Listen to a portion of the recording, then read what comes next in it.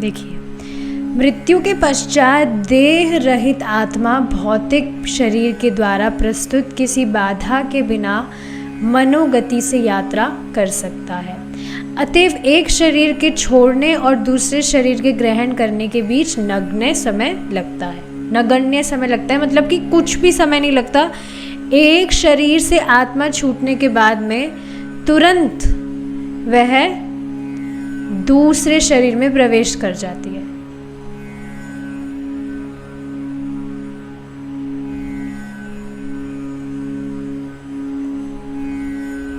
Recording in progress.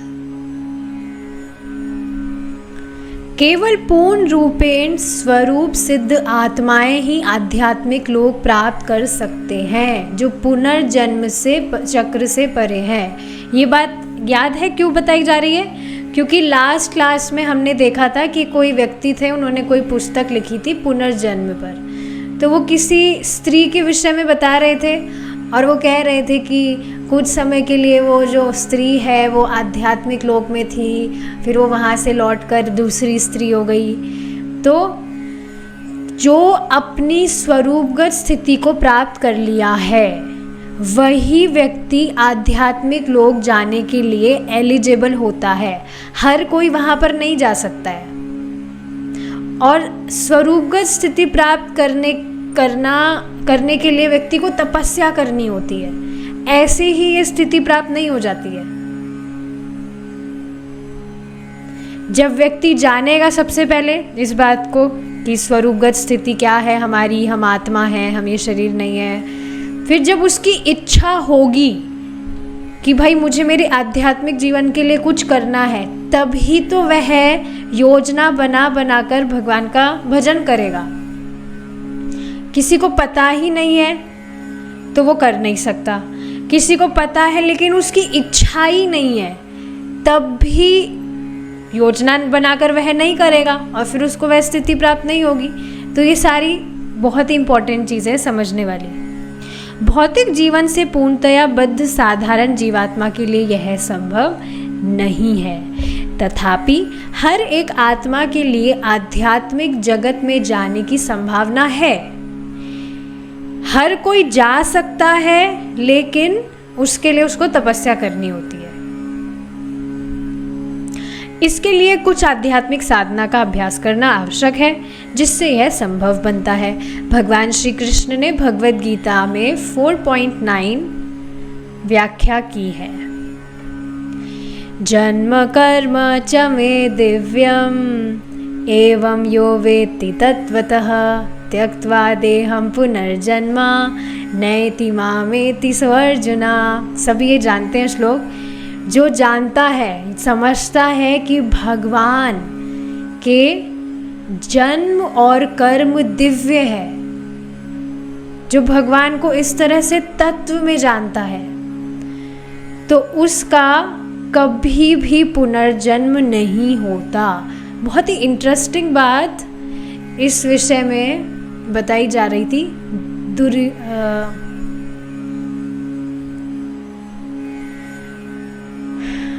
क्या नाम था? कंस के विषय में बताई जा रही थी बात कि आप देखेंगे जो कंस है वह यह स्वीकार किया था, वह समझ रहा था कि कृष्ण को मारा नहीं जा सकता।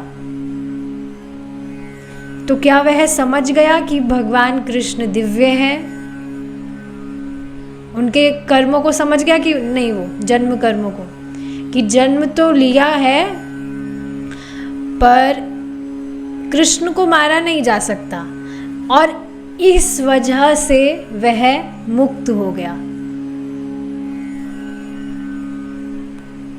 तो ये कितनी अमेजिंग बात है कि व्यक्ति यह समझे कि भगवान कृष्ण दिव्य है। और एक कारण यह भी है कि भगवान के द्वारा उसका वध हुआ था, तो वैसे उसको उस वजह से भी सद्गति प्राप्त हुई। पर ये कितनी अमेजिंग चीज़ है, जो बस इतना सा समझ गया कि भाई भगवान कृष्ण तो दिव्य है, दिव्य पुरुष है, ही इज़ ट्रांसेंडेंटल पर्सनालिटी। बस इतना समझना पर्याप्त है, उसका पुनर्जन्म नहीं होगा। और इस बात को डाइजेस्ट करने के लिए व्यक्ति का तपस्या करना बहुत ज़रूरी है। ऐसे ही हल्के में समझ में नहीं आ जाती ये बात। कैसे किसी को समझ में आ सकती है, आप खुद बताइए इस बात को। अगर आपको पहले दिन ही ये श्लोक कोट कर दिया जाता, आप कुछ भी ना माला जप किए, ना कुछ शास्त्र, ना आप मनुष्य और जानवरों में भेद समझ रहे हैं, कुछ भी आप नहीं जानते, पहले दिन आपको ये श्लोक कोट कर दिया जाता, तो क्या आप समझ पाते? पहली बात तो समझ ही नहीं आता कि हिंदी ही बोली जा रही है क्या। स्टार्टिंग में ऐसा सभी के साथ होता ही है, लेकिन ये बात समझ में ही नहीं आती है। तो ये बहुत ज़्यादा ज़रूरी है कि इन बातों को डाइजेस्ट करने के लिए सबसे पहले व्यक्ति की बुद्धि का खुला होना बहुत ज़रूरी है। और बुद्धि कैसे खुलती है? भगवान का जप करने से। तभी वह इन सूक्ष्म बातों को समझ पाएगा। 2 चीज़ें प्रभु जी ने बताई थी कि अच्छे से नियमित रूप से व्यक्ति भगवान का नाम जप करे और प्रसाद ही पाए। आप देखेंगे जो भी व्यक्ति इस तरह से अभ्यास कर रहा है, नियमित रूप से वह अपना माला का जप कर रहा है और नियमित रूप से सिर्फ प्रसाद ही पा रहा है, प्रसाद के अलावा कुछ नहीं, उसकी बुद्धि इतनी तेज दौड़ेगी, शास्त्रों की बात को इतने खट से वह समझेगा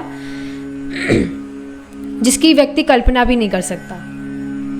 सिर्फ ये 2 चीज़ें फॉलो करके कि वह भगवान का प्रसादी पाए और भगवान का नाम जप करे नियमित रूप से, शास्त्र की बात उसे बहुत अच्छे से समझ में आएंगी। और देखिए, ये कोई कहने की बात नहीं है। क्या आप खुद इसको नहीं देख रहे हैं? मैं काफ़ी बार अपने आप से थोड़ा बात करती हूँ, मतलब इस तरह के क्वेश्चंस आते हैं कभी कभी, मैं अपने आप से मैं पूछती रहती हूँ कि कृष्णा कॉन्शियसनेस इतने टाइम से फॉलो कर रहे हैं, कैसे कोई व्यक्ति कह सकता है कि काम नहीं करता है? हम खुद इसका अभ्यास करेंगे, हमारे जीवन में परिवर्तन आएगा, तब हम खुद देख पाएंगे कि किस तरह से बुद्धि दौड़ रही है। शाम को श्रीमद् भागवतम की क्लास होती है, सुबह माधुर्य कदम्बिनी की क्लास हो रही है। क्या आपको ये साधारण बात लगती है जो आपको बातें समझ में आ जा रही है? अपने घर में से आप किसी व्यक्ति को बुलाइए जो बहुत हेल्थ कॉन्शियस भी हो और कुछ मतलब अच्छा है, वो कुछ गलत आदतें भी नहीं है, लेकिन उसको भी क्योंकि वह भगवान का नाम जप नहीं कर रहा है या प्रसाद वगैरह नहीं पा रहा है। कोई भी व्यक्ति घर को छोड़ के, घर के तो प्राय भक्त हो ही जाते हैं, कोई भी एक व्यक्ति भी अगर घर में भक्त हो जाता है, स्पेशली माता जी, तो उनकी कृपा से प्रसाद वगैरह तो घर वालों को मिलने ही लगता है। लेकिन आप अपने पड़ोस का ही कोई व्यक्ति को पकड़िएगा और उसको आप बैठिएगा क्लास में लेकर, आज शाम की क्लास में, आप देखेंगे उसको कुछ भी समझ में नहीं आएगा। तो भगवान का नाम जप और जो प्रसाद नियमित रूप से पाता है, उसकी बुद्धि बहुत तेज चलती है। बचपन के दिन याद है जो मम्मी थी वो क्या क्या दूध में मिलाकर पिलाती थी, बॉर्नवीटा, मेमोरी, पावर, पता नहीं क्या क्या, ताकि बच्चे का बादाम घोट घोट के पिलाना कि बच्चे का दिमाग चले, पढ़ाई में वो तेज होए। अगर शुरू में हरे कृष्ण महामंत्र जब करा दिया होता तो बढ़िया काम हो जाता। किसी को अगर बुद्धि तेज भी करनी है किसी भी मामले में तो उसको जप कराइए, ये बॉर्नवीटा वगैरह घोलने से कुछ भी नहीं होगा। ठीक है। हे अर्जुन, जो मेरे आविर्भाव तथा कर्मों की दिव्य प्रकृति को जानता है, वह इस शरीर को छोड़ने पर इस संसार में पुनः जन्म नहीं लेता। डेफिनेटली ये शरीर अभी हमें मिला है, ये तो व्यक्ति को छोड़ना ही होगा। लेकिन कई केसेस में आप देखेंगे कि जो ये भौतिक शरीर है, यह ही आध्यात्मिक में परिवर्तित हो गया। सो यस, अपितु मेरे सनातन धाम को प्राप्त होता है। परंतु भगवान आगे कहते हैं कि केवल वे महात्मा ही जो भक्ति में योगी है, दुखों से भरे इस क्षण भंगुर संसार में लौटकर नहीं आते। भक्तों की बात हो रही है, क्योंकि उन्होंने सर्वोच्च सिद्धि प्राप्त कर ली होती है। इस बात को समझ लीजिए, जो भी व्यक्ति आपको भगवान कृष्ण की भक्ति करता हुआ नज़र आ रहा है, ही is already on the highest platform.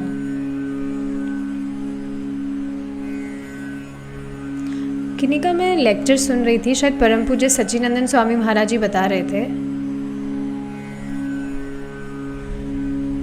हाँ वही बता रहे थे कि हाँ परम पूज्य सच्चिदानंद स्वामी महाराज जी बता रहे थे कि उन्होंने जितनी भी योग पद्धतियाँ हैं जो भक्ति योग से नीचे आती है, सभी से होकर महाराज आए हैं। सभी का उनको एक्सपीरियंस है, सारी उन्होंने भक्ति में आने से पहले, मतलब शुरू से ही महाराज बता रहे थे that he was incline towards austere life, तपस्या में जीवन जीना है।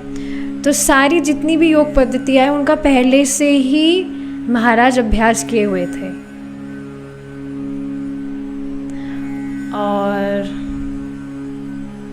हाँ, इस तरह से महाराज बता रहे थे, और बहुत यंग एज में ही कृष्णा कॉन्शियसनेस में आ गए थे। प्रभुपाद जी का संग उनको प्राप्त हुआ था। सो यस, ये बात समझ लेना चाहिए कि जो व्यक्ति भक्ति योग प्रैक्टिस कर रहा है, ही is already on the highest platform. और जो व्यक्ति इस तरह से, देखिए समझिए इस बात को, भक्ति कर रहा है, यही उसका सबसे बड़ा सद्गुण है।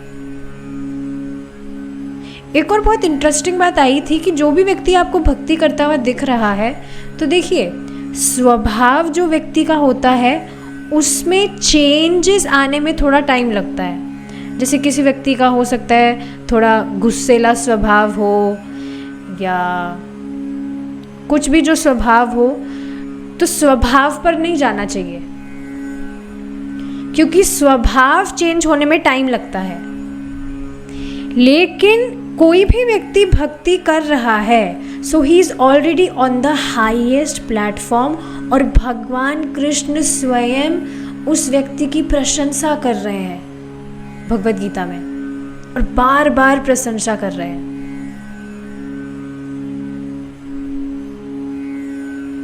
तो केवल, और देखिए बिल्कुल हाईलाइट कर लीजिए, केवल वे महात्मा ही जो भक्ति में योगी हैं, भक्ति योग का अनुशीलन कर रहे हैं, इस तरह से समझिए, वह ही भगवान को समझ पाते हैं।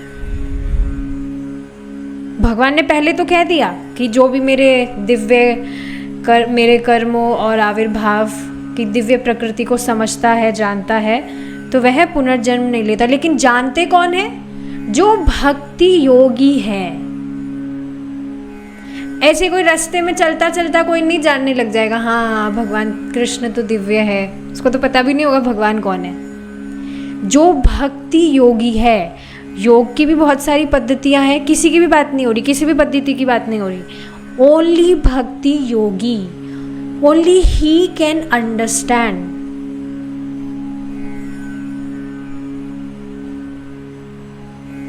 तो ये इंपॉर्टेंट चीज़ है। क्यों? क्योंकि उन्होंने सर्वोच्च सिद्धि प्राप्त कर ली होती है, या सर्वोच्च सिद्धि प्राप्त करने के प्लेटफॉर्म पर है। कर्म और पुनर्जन्म के नियम इतनी निपुणता से व्यवस्थित हैं कि जब प्रत्येक भौतिक शरीर मरता है, तो प्रकृति ने पहले से ही व्यवस्था की होती है कि दिवंगत आत्मा 100% अपने संचित कर्मों के अनुरूप दूसरे उपयुक्त भौतिक शरीर में प्रवेश कर सके और नया जन्म ले सके। तो पहले से ही सब कुछ ही डिसाइड होता है। ऐसे नहीं होता कि अरे एकदम से मृत्यु आ गई तो डिसाइड ही नहीं कर पाए इसको कौन सा शरीर मिलना चाहिए था, इस वजह से बहुत टाइम लग गया तो उसको पॉज किया हुआ है, ऐसा नहीं होता है। सोचिए ना कितना कॉम्प्लेक्स है सब कुछ, और सभी कुछ भगवान मेंटेन कर रहे हैं।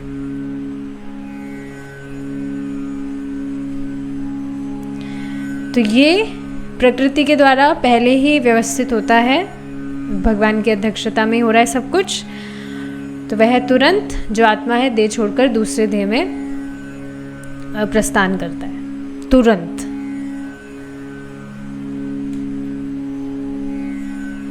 आगे देखिए एक और ये श्लोक है, यम यम वापि स्मरन् भावं त्यजन्ते कलेवरं तम तमेवेति कौन्तेय सदा तद्भाव भावितः। जिस जिस भाव को स्मरण करते हुए व्यक्ति अपने शरीर छोड़ता है, अपना शरीर छोड़ता है, उसी स्थिति को निश्चित रूप से वह प्राप्त करेगा। ये अभी हम पिछले चैप्टर्स में जो भी डिस्कस करते आ रहे थे, यही तो करते आ रहे हैं। और ये बात गीता में स्वयं भगवान ही बता रहे हैं कि अंत समय में व्यक्ति जो भी स्मरण करते हुए अपना शरीर छोड़ता है, वैसा ही नेक्स्ट उसको देह प्राप्त होता है। Bhagavad Gita 8.6। Please note this, अगर किसी को आपको बताना हो तो लिख लीजिए कि भाई गीता से बता रहे हैं हम, मन घड़त बात नहीं है। जो भी लास्ट में जो भी जिस भी चीज़ का व्यक्ति स्मरण करेगा, उसी को वैसा ही अगला जीवन उसको प्राप्त होगा। तो लास्ट अपने अंतिम जीवन जब व्यक्ति छोड़ने वाला होगा, तो अंतिम क्षणों में वह किसका स्मरण करेगा? जिसका अभ्यास उसने अपने पूरे जीवन किया हुआ है। अब सोचिए, पूरे जीवन उसकी जो कॉन्शियसनेस है वो पूरी तरह से मटेरियलिस्टिक चीज़ों में ही एब्जॉर्ब्ड रही है। कैसे मैं मेरा करियर बना लूँ, कैसे मैं बहुत पैसा कमा लूँ, कैसे मैं बहुत खा लूँ, कैसे मैं सुंदर स्त्रियों का संग कर लूँ। इन्हीं सारी चीज़ों में अगर उसकी मति फंसी हुई है, उसकी कॉन्शियसनेस एब्जॉर्ब्ड है, तो फिर अंत समय में भी उसको इन्हीं बातों का स्मरण होगा।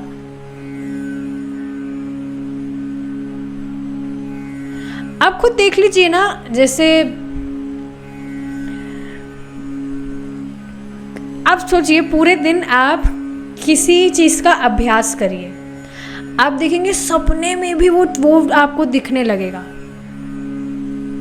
वो सारे थॉट्स सपने में भी आपको आने लगेंगे। सिर्फ एक दिन का प्रभाव इस तरह से होता है। तो अब कोई भी व्यक्ति रच रच के पूरा जीवन किसी में भी एब्जॉर्ब रहा है, तो अंत समय में निश्चित रूप से उसको वही चीज़ें याद आएगी और फिर वैसा ही अगला देह उसे प्राप्त होगा। अब पूरा जीवन कोई व्यक्ति भक्ति किया है, तो कैसे आप खुद सोचिए ना, अभी भी आपकी कॉन्शियसनेस जिन मटेरियलिस्टिक चीज़ों में पहले एब्जॉर्ब रहती थी, कुछ भी टॉपिक्स वो हो सकते हैं, अरे मुझे बहुत सारी शॉपिंग करनी है, मुझे ये ड्रेस लानी है, या प्रभु जी इसको मुझे मसल्स बनानी है, व्हाटएवर, कुछ भी थॉट्स वो हो सकता है। अब आप देखेंगे वहाँ पर मति भी नहीं जाती है। अभी भी ये हाल है। तो सोचिए, अभी तो कुछ ज़्यादा टाइम हुआ भी नहीं, कुछ ही साल हुए भक्ति करते हुए। पूरा जीवन जब इस तरह से भक्ति करेंगे, तो फिर क्यों नहीं भगवान के स्मरण में ही व्यक्ति अपना देह छोड़ेगा, भक्त अपना देह छोड़ेगा। इसको समझने में तो कुछ कठिन है ही नहीं। इस वजह से पूरा जीवन इस तरह से प्लान किया जा रहा है, स्टार्टिंग से इस तरह से ट्रेनिंग दी जा रही है कि जो भी हम थ्रू आउट द डे जो भी हम करते हैं, कैसे वो हम कृष्ण भावना भावित होके करें। तभी बताया जाता है, ये रूल सीधा सा रूल है, that you always remember Krishna and you never forget Krishna. हमेशा बस कृष्ण का चिंतन रहे। और जब इस तरह से व्यक्ति अपना कोई भी व्यक्ति अपना जीवन व्यतीत करेगा कि वह बस कृष्ण का ही स्मरण कर रहा है, जो भी वह कार्य कर रहा है, कर्म कर रहा है, बस वो कृष्ण के लिए ही कर रहा है, तो बस फिर अंत समय में वो कृष्ण के पास ही जाएगा उनका स्मरण करके।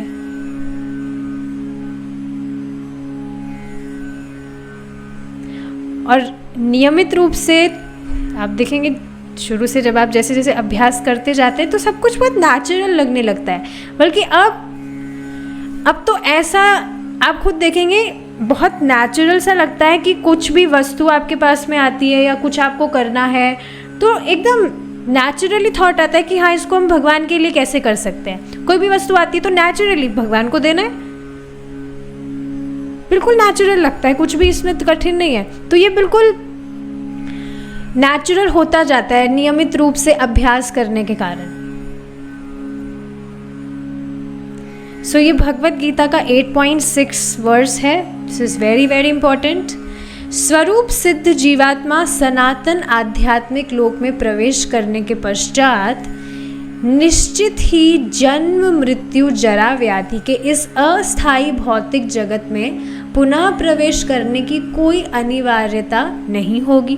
कोई है ही नहीं, आना क्यों है यहाँ पे, या उसे इच्छा नहीं रहेगी। फिर से देखिए, इसको पढ़ते हैं। स्वरूप सिद्ध जीवात्मा सनातन आध्यात्मिक लोक में प्रवेश करने के पश्चात निश्चित ही जन्म मृत्यु जरा व्याधि के इस अस्थायी भौतिक जगत में पुनः प्रवेश करने की कोई अनिवार्यता नहीं होगी या उससे इच्छा नहीं रहेगी। जैसे कल भी एक कुछ बात आई थी, I am not remembering it exactly, प्रभु जी कुछ बात बता रहे थे, लेकिन फिर प्रभु जी ने कहा कि कोई बात नहीं। हाँ, संस्कृत की बात आई थी कि हाँ मुझे मौका दिया गया था संस्कृत पढ़ने के लिए, पर कोई बात नहीं, अब मैं उसके लिए दोबारा जन्म नहीं लेना चाहता हूँ। सोची कुछ भी आपका खुद का आप मतलब सोच ही सकते हैं ना। आप किसी की भी प्लानिंग तो नहीं है ना कि दोबारा से यहाँ जन्म लेना है। जैसे कभी कभी मेरा मन करता है, मतलब दिमाग में आता है, मन नहीं करता, कुछ इच्छा विच्छा मतलब ऐसी नहीं है, पर दिमाग में आता है कि अगर मैं प्रभु जी के देह में होती तो मैं ब्रह्मचारी होती और टेंपल में भी मैं भगवान की पूजा कर रही होती, भगवान के विग्रह की सेवा कर रही होती, क्योंकि माता जी इसको तो अलाउ नहीं होता है। फिर दिमाग में आता है कि लेकिन इसके लिए दोबारा जन्म मुझे नहीं लेना है। भगवान के धाम पहुंच जाएंगे तो डायरेक्ट फिर वहां पर भगवान की सेवा करेंगे ना, क्या दिक्कत है। तो ये सारी चीज़ें हैं, कुछ है ही नहीं यहाँ पर, ज़रूरत ही नहीं है दोबारा आने की और ना ही उसे कुछ इच्छा होगी। देखिए, आध्यात्मिक जगत में व्यक्ति तब ही जाता है जब वह इस भौतिक जगत में उसको कुछ भी नहीं चाहिए, किसी भी भोग में उसकी रुचि नहीं है। देखिए सीधी सी बात समझिए, भौतिक जगत मतलब भोगों का घर, जहाँ पर कृष्ण की स्मृति व्यक्ति को नहीं है, वो भगवान को भूला हुआ ही है। और आध्यात्मिक जगत मतलब वहाँ कृष्ण की स्मृति के अलावा कुछ है ही नहीं।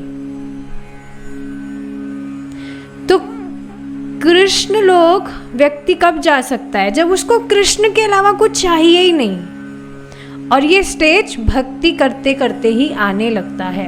आप खुद देखिए ना, अभी भी आपके जीवन में काफ़ी सारी अपॉर्चुनिटीज़ आती होगी, बहुत सारे इवेंट्स, कहीं इवेंट में जाना है, तो वहाँ पर भी क्या आप अपने आप से क्वेश्चन करिएगा, मुझे मत बताइएगा, क्या वहाँ पर आप अपनी भक्ति को प्रायोरिटी देने लगे हैं? जैसे फॉर एग्जांपल शाम को आज एक कोई मीटिंग है 7 बजे, मतलब कोई दूसरी मीटिंग है, अभी मैं उसको डिस्क्लोज नहीं कर रही हूँ, मैं बाद में बताऊँगी जब वो सब कुछ हो जाएगा, लेकिन 7 बजे तो भागवतम की क्लास होती है। तो अब मेरा ये प्लान बिल्कुल भी नहीं है कि मुझे भागवतम की क्लास मिस करके मैं उस मीटिंग को अटेंड करने जाऊँ। बाद में रिकॉर्डिंग्स वो शेयर करेंगे तो मैं उसको देख लूँगी। इस बात को समझ पा रहे हैं? बहुत सारे इवेंट्स, अपॉर्चुनिटीज़ आपके जीवन में आ रही है, लेकिन उसके जगह आप कृष्ण को प्रायोरिटी दे रहे हैं, अपनी भक्ति को प्रायोरिटी दे रहे हैं। तो वहाँ पर समझ लेना चाहिए कि कितना बड़ा भेद आ जा रहा है। That you are prioritizing Krishna. This is not ordinary. जैसे कहीं शादी में जाने का कोई इनविटेशन आया तो नहीं, हम भगवान का प्रसाद पाएंगे, हम घर पे ही रहेंगे। So you are prioritizing Krishna here.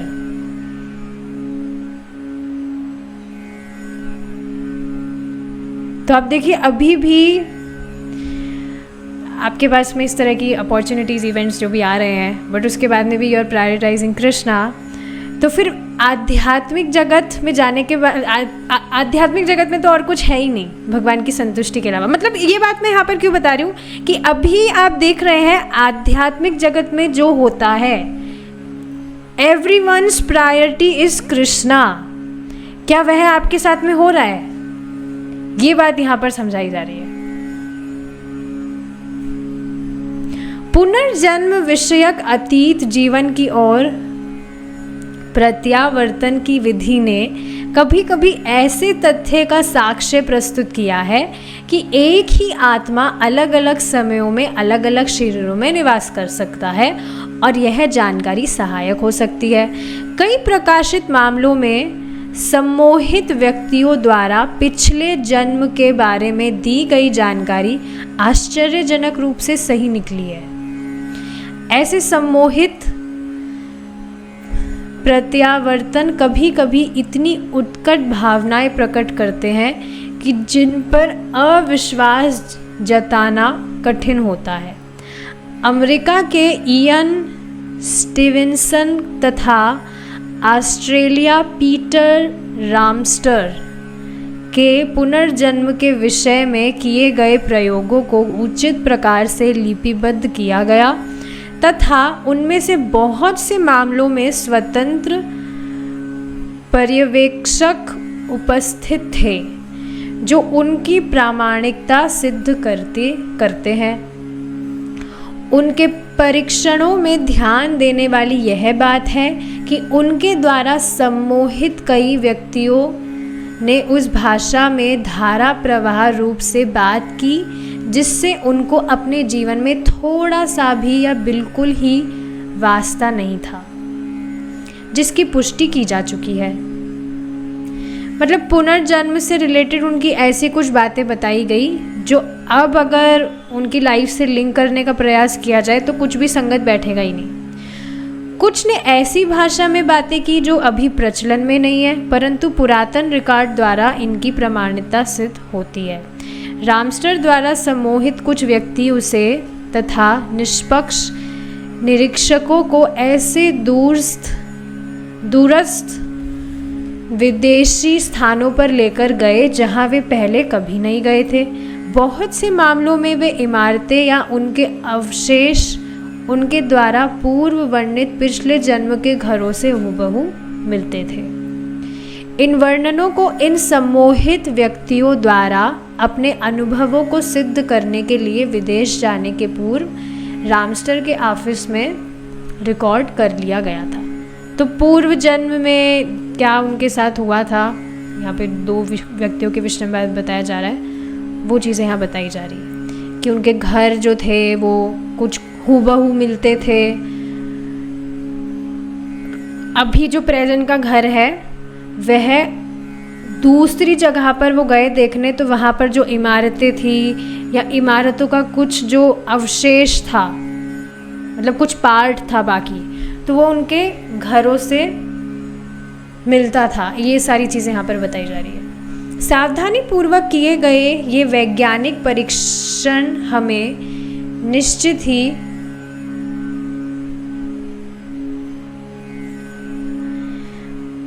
एक बात मैं यहाँ पर गलत बोल गई। जो उनके घर थे वो जैसा वर्णित किया गया कि आपके घर ऐसे हैं वैसे हैं, तो उनकी विचारधारा से वो घर मिलते थे। ये बात यहाँ बताई जा रही है। समझ रहे होंगे आप? जैसे किसी व्यक्ति ने कुछ बताया, आंखें बंद करके बता रहा है कि आपका घर ऐसा है वैसा है, 2 मंजिल का घर है, 3 मंजिल का घर है, जो भी घर है, 2 रूम है, उसमें किचन छोटा सा है, तो वो ऐसे कुछ बातें बताई, तो उनका घर उन वर्णनों से हूबहू मिलता था। ये बात बताई जा रही है। सावधानी पूर्वक किए गए ये वैज्ञानिक परीक्षण में हमें निश्चित ही इस निष्कर्ष पर ले जाते हैं कि पुनर्जन्म का किसी न किसी रूप से अस्तित्व है ही। ये बात है। अब आगे का डिस्कशन हम कल कंटिन्यू करेंगे, भगवान ने चाहा तो। Will stop here now. हरे कृष्णा, जय श्रीला प्रभु।